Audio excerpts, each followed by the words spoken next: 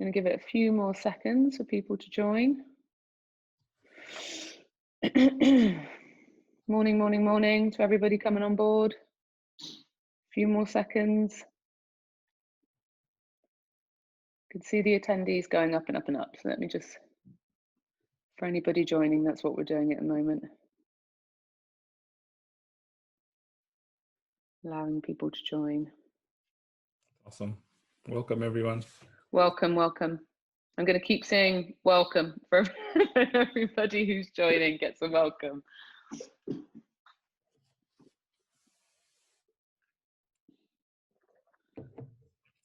Welcome. We're just waiting, guys, letting the attendee list go up before we kick off. What are we? 11:01.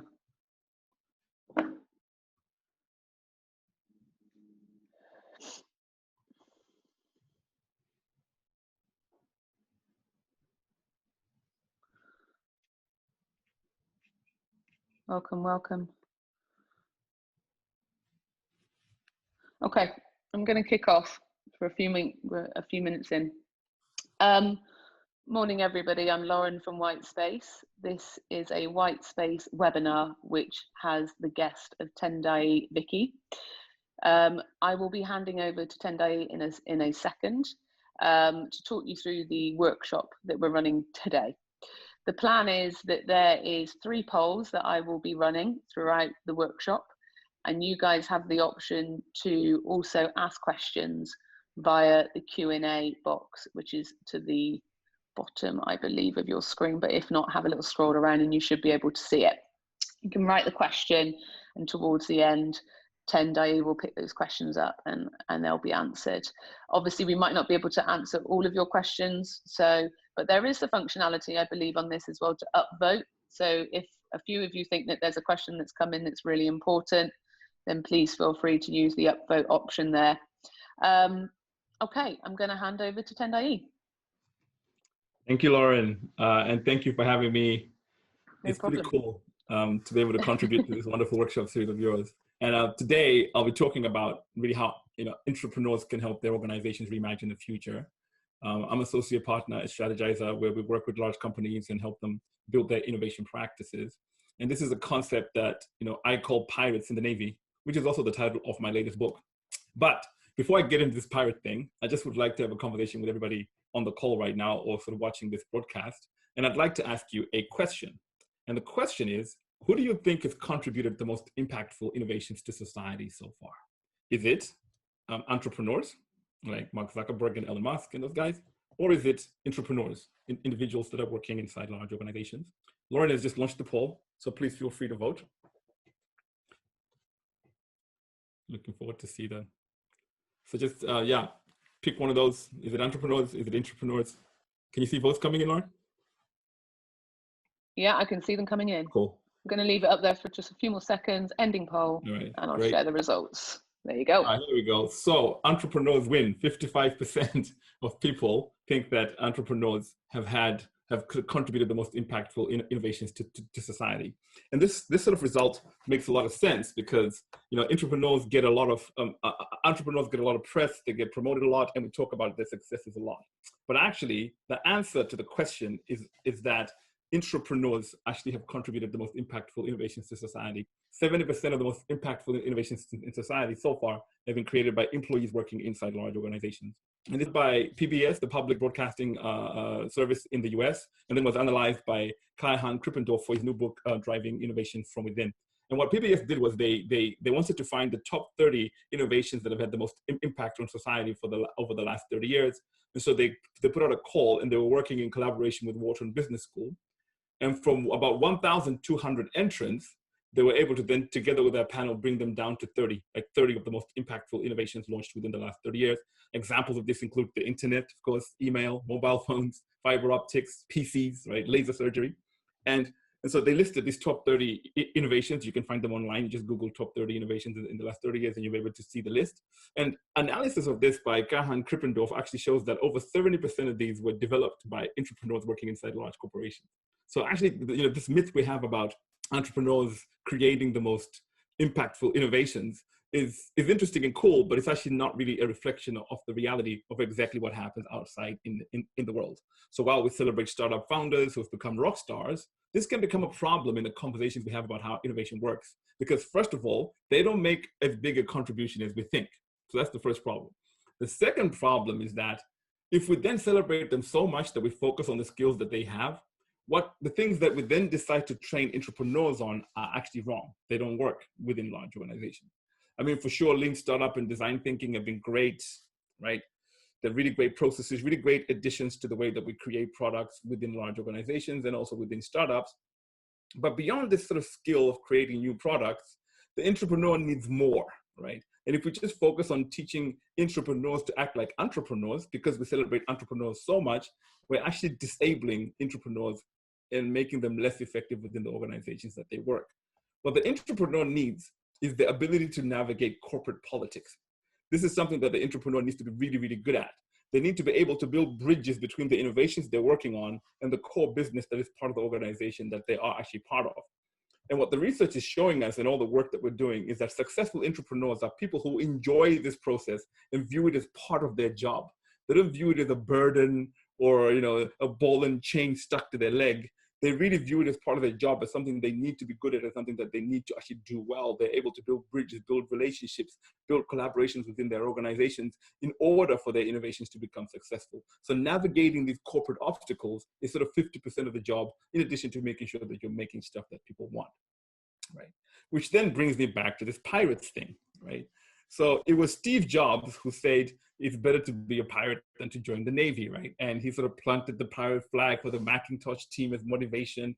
And what he was trying to do was make this distinction between the scrappy mentality of startups and established companies, which are much, much slower. But this mantra of pirates, it can sometimes be taken too far. Because when we keep calling innovators pirates, what we're doing is we're trying to create this context where innovators view themselves as antagonistic to the business within which they work. In fact, Steve Jobs himself got fired from his own company because of this sort of antagonistic approach. And then he came back later as a much more mature leader. Inside large companies, you can't move fast and break things. But this doesn't mean that you can't innovate, right? Just because you can't move fast and break things doesn't mean that you can't innovate. And so since companies have to innovate, the distinction between pirates and the Navy is actually not really that helpful. If you're working inside an established company, you're an entrepreneur, so you actually have to become a pirate in the Navy. And that's really important, and that's why I gave my book that title. It is true that there is a real distinction between what you need to do when you're exploring new opportunities and sort of exploiting your current successful business. When you're exploring new opportunities, you're sort of searching, and so you need sort of an experimentation, a comfort with ambiguity, right? But when you're actually running, the core business, all you need to do is to focus on growth and efficiencies and improving that business. But the idea that these two things have to be in conflict with each other is something that I kind of rally against, right? It's not inevitable that they have to be in conflict with each other. And in the latest book, Invincible Company by Alex Osterwalder, he writes that the Invincible Company is one in which these two cultures of exploit and explore coexist together under one roof. You need to be able to do both well. So what that means is that we then need to think about this concept of pirates. And when I started digging deep into it, I started to realize that not all pirates are the same. We kind of use the word and we kind of conflate these terms. We say pirates, we say buccaneers, right? We kind of use these words and we sort of think they mean the same things.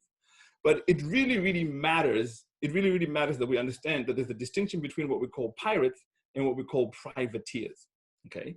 And this distinction really matters for large companies because it's a metaphor we can then use to kind of respond and manage our organizations. Historically, the traditional pirate was simply a criminal, roaming the high seas, unattached to any institution, unattached to any country, unattached to any nation. And if they were caught, they'd be killed, they'd be dead. Now, a privateer, it was also a pirate. But the difference was they were commissioned by a specific government to go out on the seas and raid the ships of enemy states. So famous privateers from the UK or from England are people like Sir Francis Drake and Sir Walter Raleigh, who were famous as Queen Elizabeth's pirates, right? Queen Elizabeth the first pirates, and they would go out there and they were really like targeting Spanish ships, and then whatever they brought back would actually be celebrated. And so this distinction between pirates and privateers is really important, because in a company context, we can then start to use it to actually sense make. So the key difference between a pirate and a privateer is that a privateer has institutional support, all right? So for example, when it comes to leaders, right? If you're a pirate, leaders don't care about the work you're doing because you're doing it on the margins. But if you're a privateer, leaders are fully invested in your success in terms of your status within the company. Well, if you're a pirate, your status is very low, and a lot of innovation teams have very low status inside their organizations, and their success is not celebrated. But if you're a privateer, your status is pretty high. I mean, Francis Drake got knighted, so your status is pretty high, and you're much more likely to have your successes widely celebrated. In terms of access to resources, if you're a pirate, your resources are inconsistent and they're likely to be cut, which is something a lot of entrepreneurs recognize. But if you're a privateer, your resources are consistent and likely to be increased. These guys ended up being asked to go and explore the world and find new colonies and all these things, given the success that they were having. And then finally, the innovation projects you're working on, if you're a pirate, if your innovation project is discovered, it will be made to walk the plank. But if you're a privateer, if your innovation is discovered, especially if it's viable, it's more likely to be taken to scale. So we really need to understand this distinction and apply it within the organizations that we're working. We want to be pirates for sure, but we want to be privateers rather than just general pirates that are here to disrupt and shake up the organization. Which means that the best way for us to be effective as entrepreneurs or as people that are working, innovators inside large organizations, is to be authentic. We really have to be authentic. One of the things that I would like to say to entrepreneurs, and I often say this to a lot of entrepreneurs, is you're not Elon Musk and you don't work in a company full of idiots. I can always tell which entrepreneur is going to flame out within a large organization, depending on the attitude that they have, right?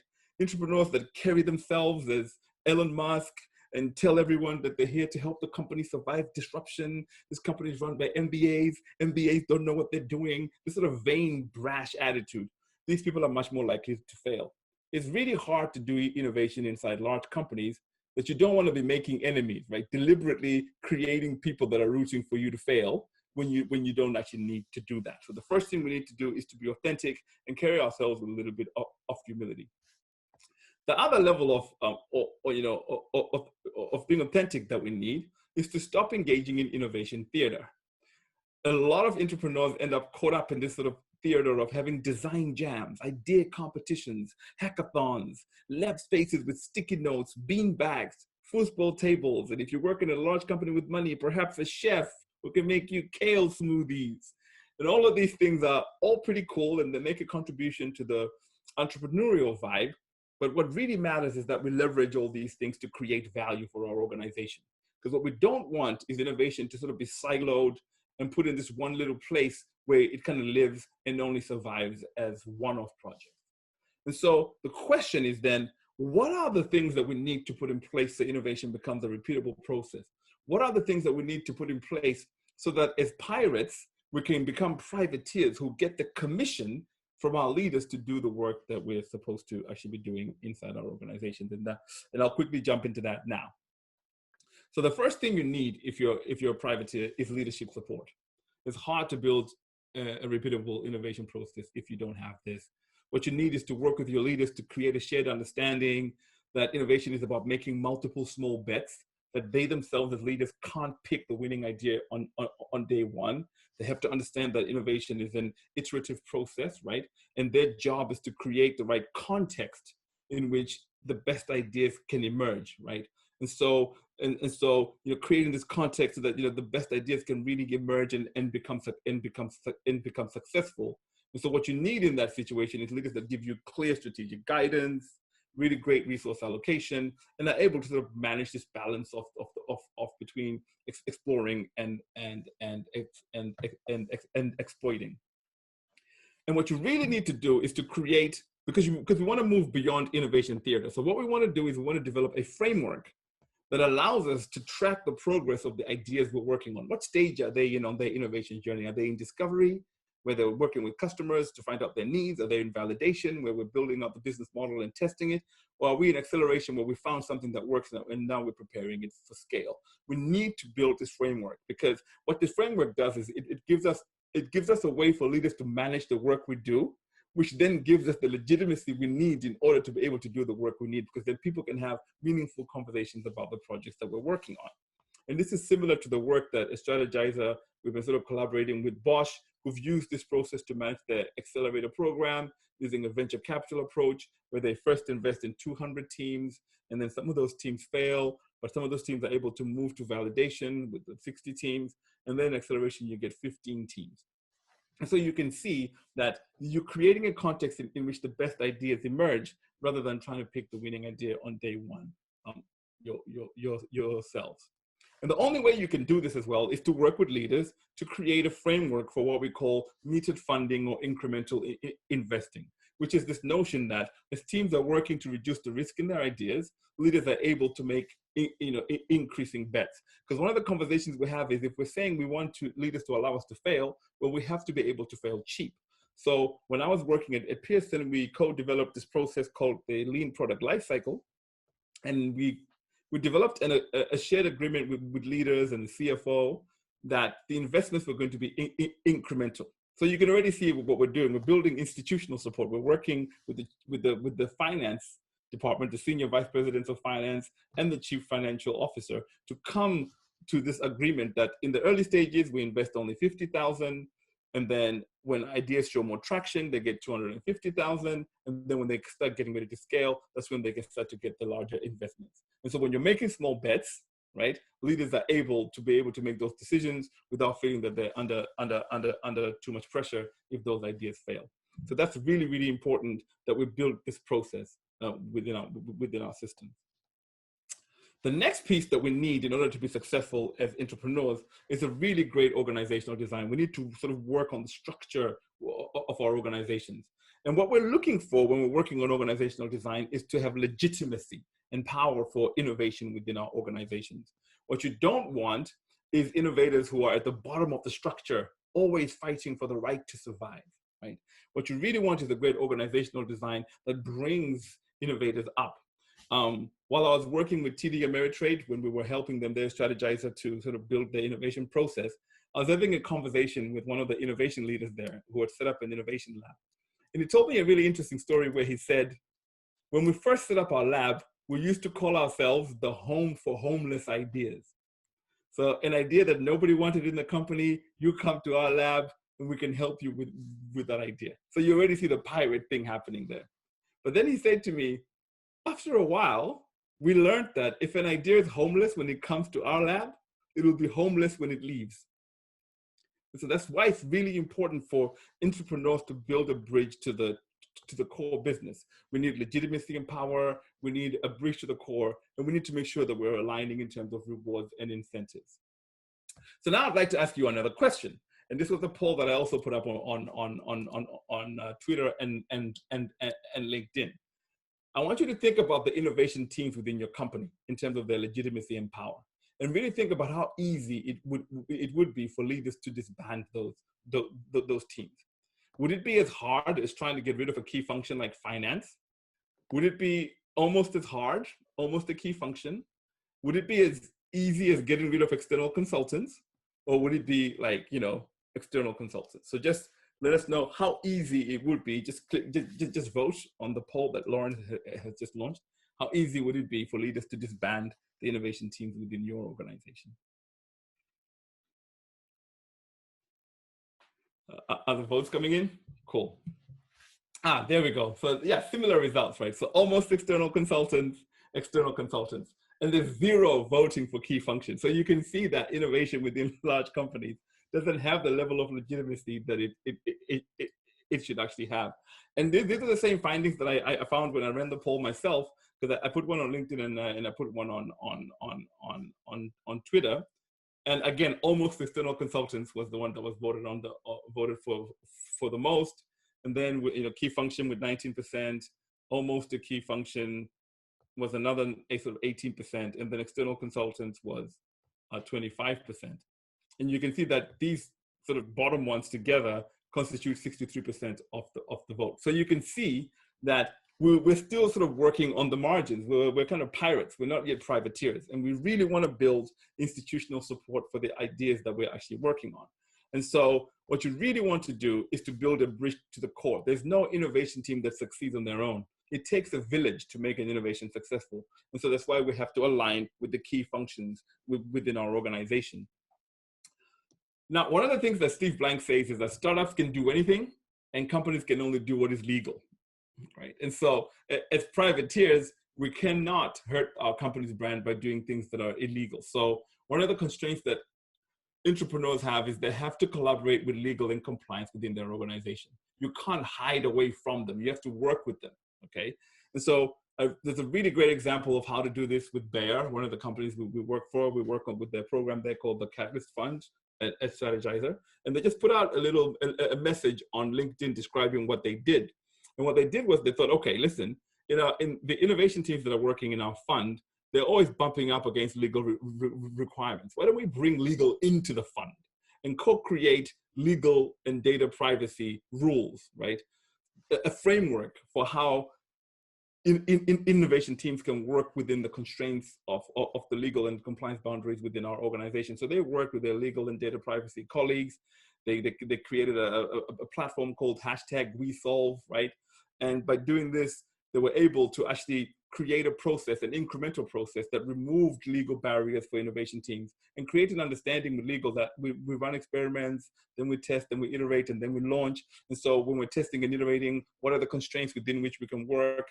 And so they built this framework, and what that meant was they now had a legitimate relationship with legal and compliance. So every time an innovation team was working on something, they didn't have to go and renegotiate over and over again every time to get their projects approved.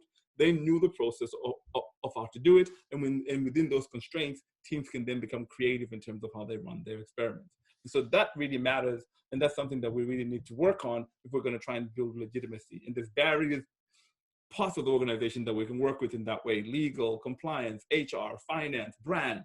All of these colleagues we can work with to design a process that makes innovation a legitimate part of the organization. Now, the final piece of this is, of course, we need great innovation practice. We know about this lean startup design thinking. We need to make sure that we have really great tools that allow us to sort of design business models and test our ideas and build the right skills, right? And so, you know, a really great example of this was, again, Pearson. When we're working at Pearson, building the lean product lifecycle, we built this playbook where teams could sort of follow step by step in terms of how to sort of do innovation. How do you design a business model? How do you test ideas? What experiment options do you have? How do you move from one stage to another? So there's several examples of this. There's Adobe with the Kickbox. There's various companies that know how to do this. But you can see that in the presentation, I deliberately talk about innovation practice last. Because one of the things that I know is that, you know, we've done loads of business model design, loads of lean startup training, and then people go back to work and they can't do it anyway because the rest of the infrastructure doesn't allow them to do that. And so this is the framework. We really put leadership support as important, and then we get organizational design as important. And then, of course, you need to have a great practice. And so these are all really important key parts of building the right innovation ecosystem. And so the question then becomes, we know what we need to build. How do we put that in place? How do we actually, what are the steps we need to follow to put that in place? And that's the last piece of the conversation that I'm going to be having with you today. And so sometimes you're lucky, you're working in an environment where you have broad leadership support. Like, for example, what happened at Ping An, where, you know, the founder and CEO, Peter Ma, he decided that they were going to appoint a co-CEO, right? Her name was Jessica Tan, who was going to be a co-CEO, but the chief entrepreneur, a co-CEO with a focus and a mandate to drive innovation. And so just with this alone, they were able to transform the company from just sort of a basic insurance company to one of the largest companies that plays in now 6 or 7 different markets that they didn't used to play before. So it's a really powerful example of how innovation can get legitimacy and power. There's no more legitimacy and power you can get than being a co-CEO, right? And so that's really fantastic in terms of building the infrastructure. But even when you're in a situation where you have this sort of power or support from the CEO, you want to be thoughtful about how you implement or how you roll out the innovation processes. And then for the rest of us, of course, we're not in a situation where we have that much power. So I often recommend to people that you need to start with discovery. You need to sort of spend time assessing where your company is in terms of innovation readiness, regardless of whether you have leadership support or whether you have or whether you don't have leadership support. You need to first understand where you are.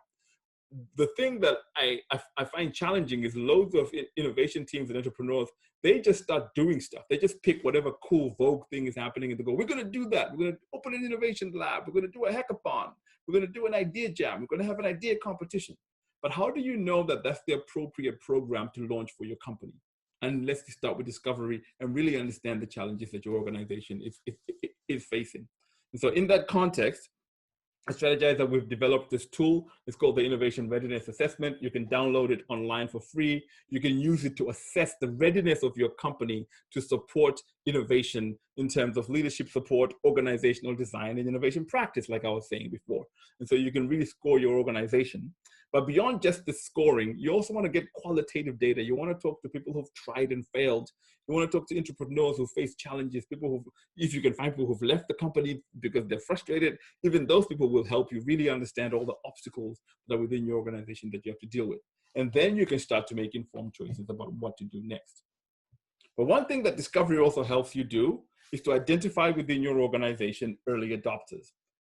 Because one of the things that I often work with entrepreneurs and try and stop them from doing is going big bang. Like, let's launch everything everywhere. What you really want to do is start by working with early adopters, right? The leaders that actually get it.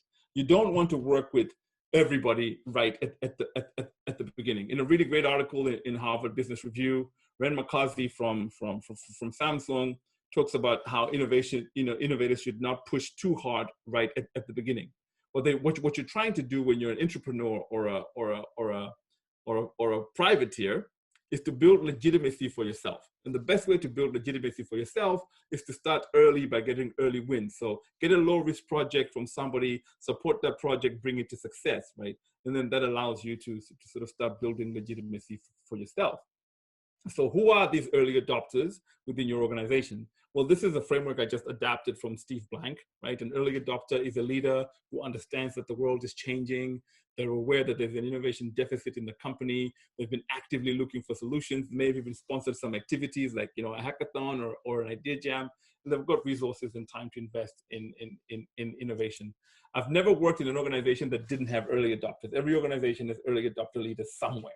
And so the process of discovery is to help you find these leaders. And when you find these leaders, your goal is, you've got number one goal only.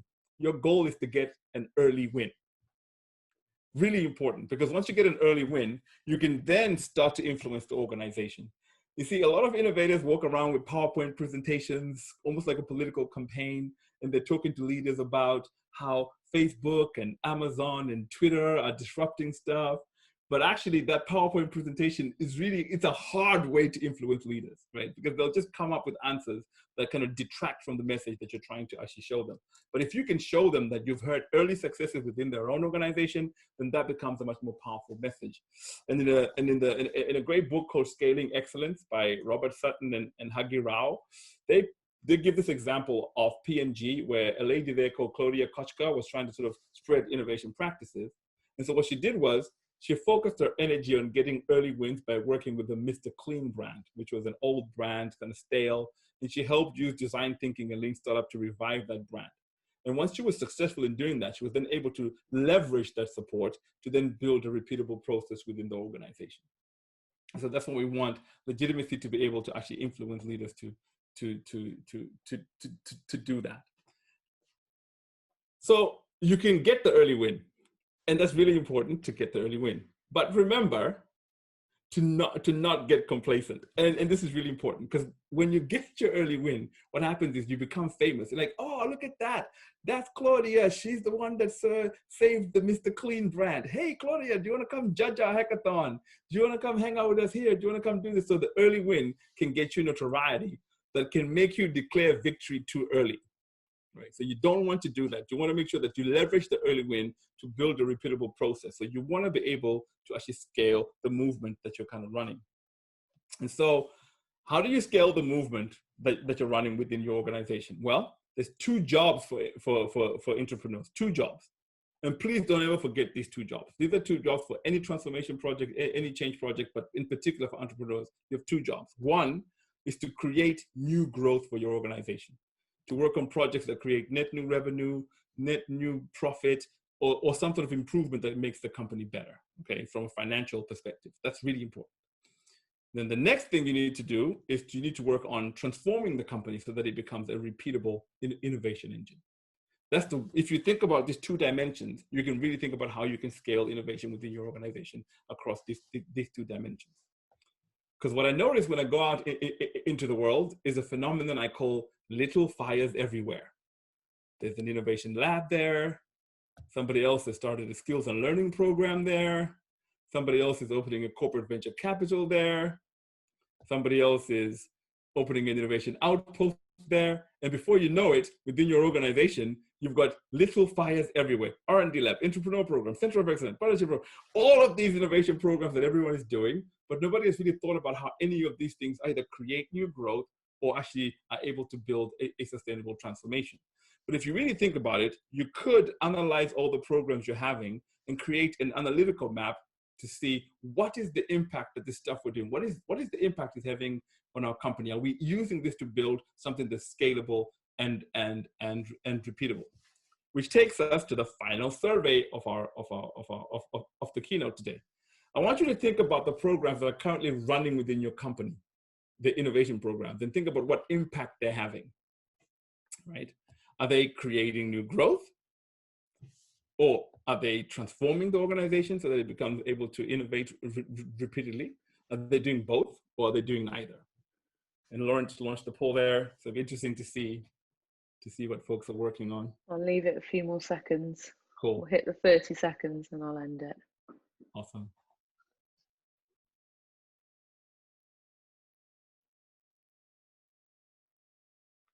Okay, cool. ending I'm curious to see the result.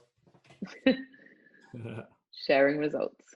All right, so creating new growth, creating new growth is only 11%. Okay, transforming the companies, both, neither. Okay, cool. No, that's great.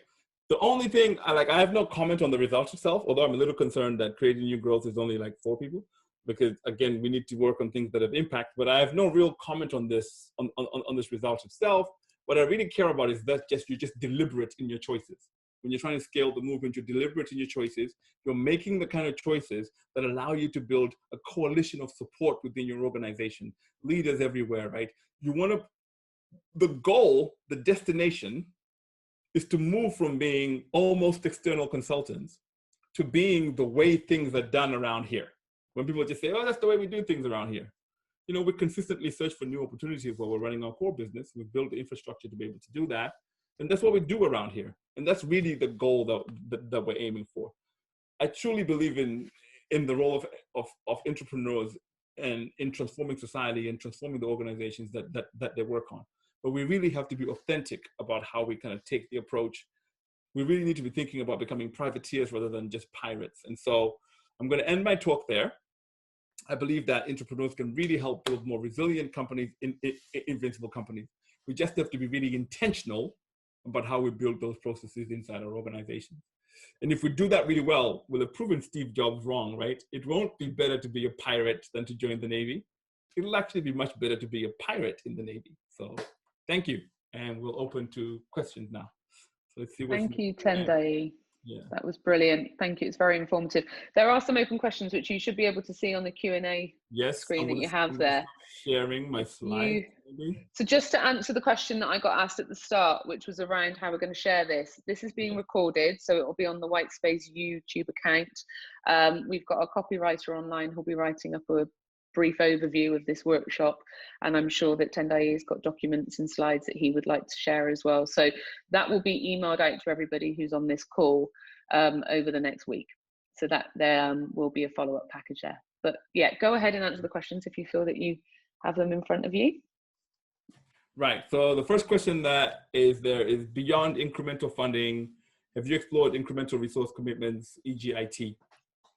Yeah, so incremental funding is more than just money, right? So all the innovation boards that I've kind of worked with and kind of sit on, they also have to make commitments about people, their time, where they're going to work. You know, where do you sit on the IT roadmap? How do you engage with IT? All of those commitments have to be made within those meetings. So it's really, I actually think that we're using the word incremental funding, and I'm going to stop using it actually from now on. It's a misnomer for what really happens, right? It's really incremental resource commitment. So you're absolutely right with that. I think that's the real answer to that question. And then the next one is, how can people innovate across sectors, possibly with competitors, more successfully?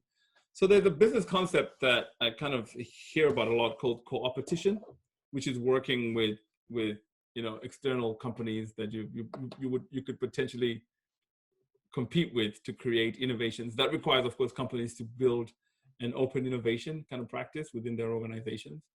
Now, of course, that's beyond the scope of what I'm talking about here. Here, my interest is in helping entrepreneurs build an internal ecosystem that supports innovation. Because one thing that I've learned is that, like, if a company doesn't really have an internal ecosystem to manage innovation well, they won't collaborate well with others.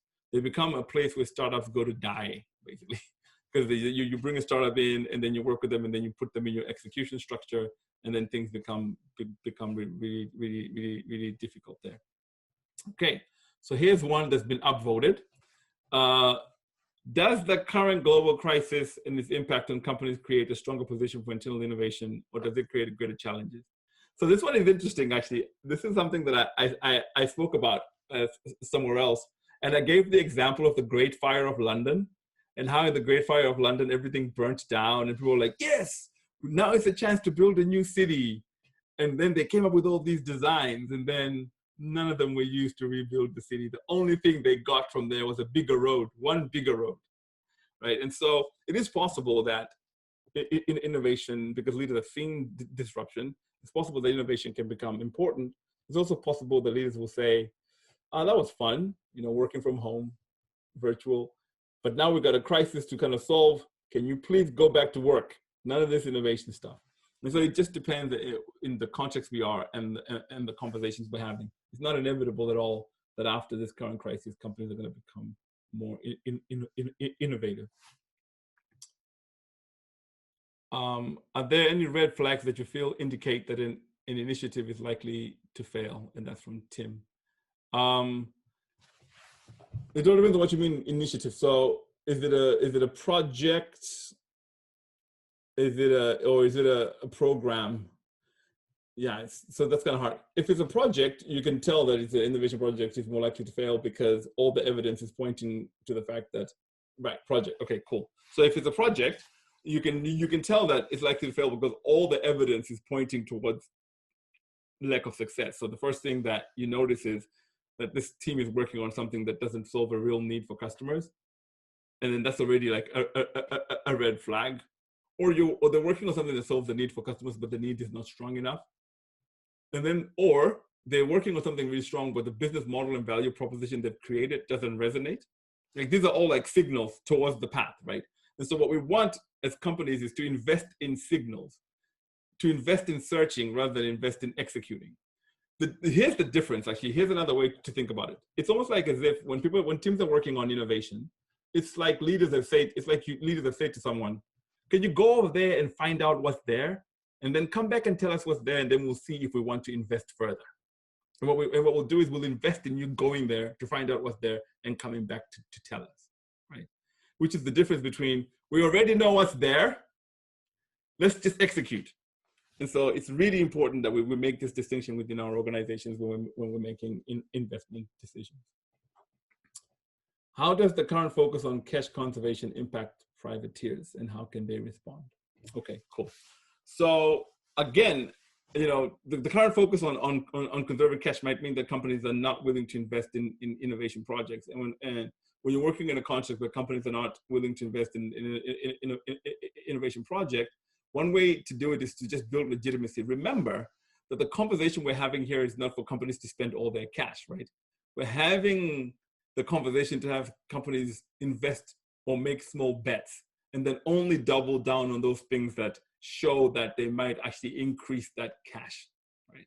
And so showing success with just that approach is much more likely to sort of help us. Another question on tips on internal collaboration, how to reduce little fires. Yeah, that's interesting. So I once worked with a chief innovation officer who got tired of little fires. It was a large airline.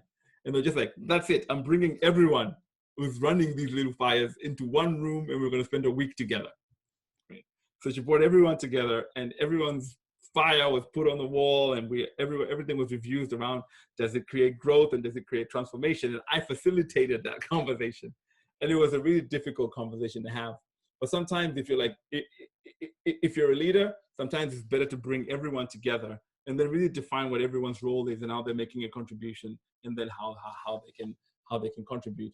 I think that to be an authentic entrepreneur, you have to really care about, you have to care about genuine success. You can't just care about your own little program and sort of protecting it and making sure that it survives within the organization. Okay, cool. So the question from Simon about incremental resource commitments, we've already answered. And so let's move to the next one. At what stage do we need to do the integration internal team once the idea is validated and tested? At what stage do we do? Okay. So that's something that it's a hard question to just say, do it this way, right? Like paint by numbers. This is exactly the moment where you go and do it. It just depends on the company. So most organizations we work with, we build deliberate frameworks, bespoke frameworks for how you transition an idea from just being a concept that someone is working on into something that goes into the core business. Some companies want to see at least that the idea has been launched and it's in market and it's getting traction. Some companies will say, let's launch in one country. And if the idea is really successful in that one country, we can then launch it globally to various markets. So it just really depends on the organization. But what really matters is just this notion that we call validated business model. To the extent that you feel that the business model has actually been validated, you've now discovered a repeatable way to earn and grow and scale. That's the point at which you want to start transitioning stuff to the core business. We're nearly up for time. We've got a few more minutes, so this will be the last questions. All right, great. So I'll pick the one that's got the most votes. I think that's Mark. That's Mark's. I work in a small central innovation within a large organization that has many businesses with different levels of innovation maturity. What's the best advice you give me to help scale transformation effectively? Okay, yeah. So if you're working with multiple businesses that have different levels of maturity, I would pick the ones that are at the highest level of maturity, right? Because the ones that are at the high level of maturity are the ones that are willing to let you scale. So find early adopters, work with early adopters, really get those early adopters successful. One of the biggest challenges we have sometimes just as human beings is that we're really naturally tuned to pick up on negative signals. Because, we're sort of used to ducking from lions or whatever. So we're kind of used to picking up negative signals. So any detractors, we pay a lot of attention to them. And we try to convince them to come and work with us. Come on, innovation is great. Innovation is great. My advice to you all is to stop doing that. Stop working with detractors, right? Just keep them in mind, know that they're there, but really pick on those and work with those organizations or departments or divisions within your company or teams and leaders that are early adopters that really get it and are willing to work this way, allow you to experiment. And then once you've created a movement, that creates kind of a gravity that draws everybody else towards you because they can see the success that you're having. And that's the best way to actually scale. Tendai, thank you so much. That was very informative. I think there's a lot of quality information that's been shared there. We will make sure that everything is packaged up and that everybody receives a summary of this. If you would like to share your slides, then please do as well. There's a couple of thank yous coming in. Cool. Yeah, there you go. They're all coming in. So guys, thank you very much for everyone's time. Please look out for follow-up meets. And if you do have any questions, then don't, just feel free to drop us an email. I'm sure you can get hold of Tendai on LinkedIn and various different things as well. So thank you very much and have a good day. Take care. Cool. Cheers. Thank you. Bye. See the ending there.